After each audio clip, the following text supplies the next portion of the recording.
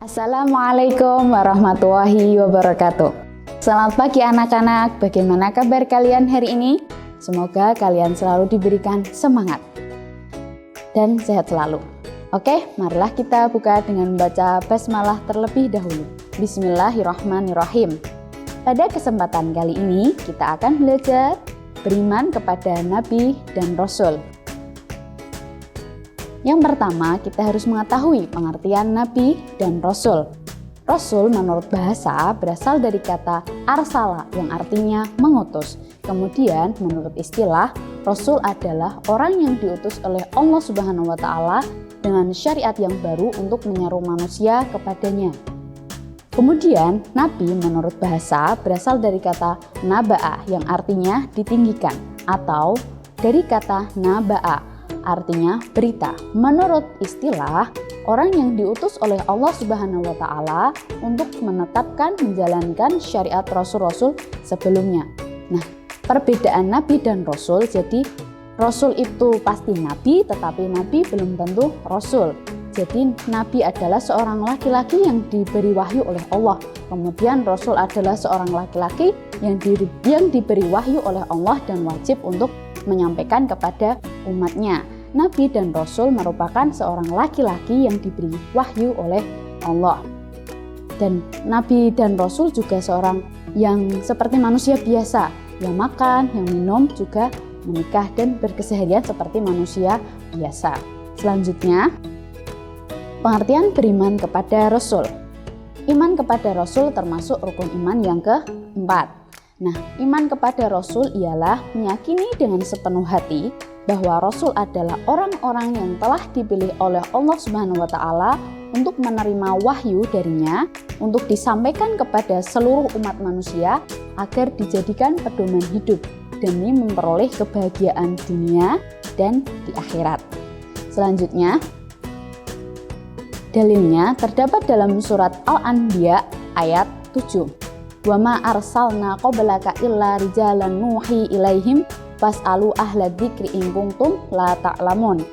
Dan kami tidak mengutus rasul-rasul sebelum engkau Muhammad, melainkan beberapa orang laki-laki yang kami beri wahyu kepada mereka. Maka tanyakanlah kepada orang yang berilmu jika kamu tidak mengetahui. Selanjutnya, dalam surat Al-Kahfi ayat 110 yang berbunyi, Qul innama ana basyarum mithlukum yuha ilayya annama ilahukum ilahu wahid. Faman kana yarju liqa'a rabbih falyamal amalan sholihan wa la yusyrik bi ibadati rabbih ahada. Katakanlah Muhammad, sesungguhnya aku hanya seorang manusia seperti kamu yang telah menerima wahyu bahwa sesungguhnya Tuhan kamu adalah Tuhan yang Maha Esa. Maka barang siapa mengharap pertemuan dengan Tuhannya, maka hendaklah dia mengerjakan kebajikan dan janganlah dia mempersekutukan dengan sesuatu pun dalam beribadah kepada Tuhannya. Selanjutnya, jadi nama-nama Nabi dan Rasul kita sudah mengetahuinya.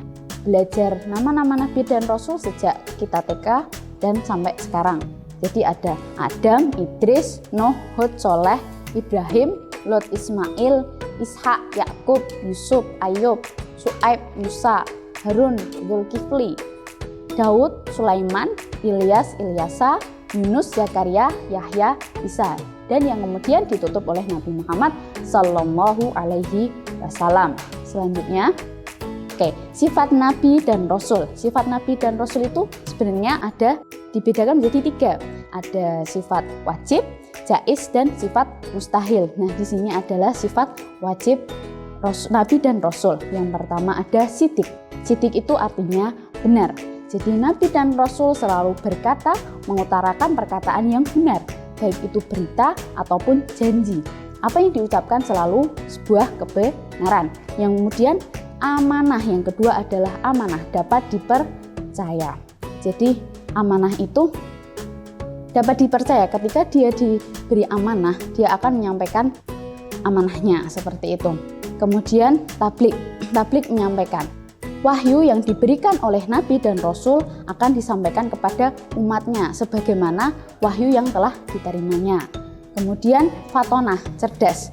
Nabi dan Rasul adalah seseorang yang cerdas dan pikiran yang jernih serta bijaksana supaya dapat menyelesaikan permasalahan yang dihadapinya dengan baik. Selanjutnya, tugas-tugas Rasul Allah. Yang pertama, menyampaikan risalah dari Allah Subhanahu wa Ta'ala. Yang kedua, mengajak kepada tauhid, yaitu mengajak umatnya untuk mengesahkan Allah Subhanahu wa Ta'ala dan menjauhi perilaku musyrik, menyekutukan Allah. Yang ketiga, memberi kabar gembira kepada orang mukmin dan memberi peringatan kepada orang kafir. Yang keempat, menunjukkan jalan yang lurus. Yang kelima, membersihkan dan menyucikan jiwa manusia serta mengajarkan kepada mereka kitab dan hikmah. Kemudian yang keenam adalah sebagai hujah bagi manusia. Jadi hujah itu adalah pedoman hidup manusia. Seperti itu. Selanjutnya, menerapkan perilaku mulia karena beriman kepada Rasul. Yang pertama, menjunjung tinggi risalah kenabian. Kedua, melaksanakan seruannya untuk beribadah hanya kepada Allah Subhanahu wa Ta'ala. Yang ketiga, giat dan rajin bekerja mencari rezeki yang halal sesuai dengan keahliannya. Keempat, selalu mengingat, memahami perilaku sesuai dengan tuntunan Rasulullah Shallallahu Alaihi Wasallam. Yang kelima, melakukan usaha-usaha agar kualitas hidupnya meningkat ke derajat yang lebih tinggi. Kemudian yang keenam, terus berdakwah agar ajaran di bawah Rasul tidak sirna. Jadi menyampaikan selalu saling mengingatkan seperti itu ya. Oke, jadi cukup sekian pertemuan pada kesempatan kali ini. Semoga kalian di rumah tetap jaga kesehatan, tetap semangat, selalu belajar, jangan lupa membaca Al-Quran. Terima kasih. Wassalamualaikum warahmatullahi wabarakatuh.